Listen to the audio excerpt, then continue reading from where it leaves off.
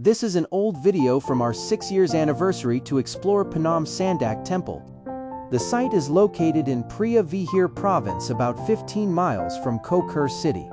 Our team left Siem Reap by scooters at 6 a.m. and reached the Phnom Sandak foothill by 11 a.m. It was an adventurous study tours that we never had done before. We went through the muddy, bumpy, sandy, gravel and dirt roads with huge potholes through small villages. Jungle, but the sceneries during the monsoon is mesmerizing.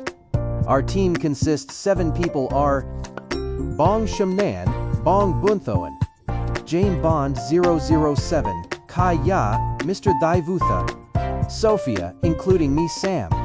Totally we had a memorable trip.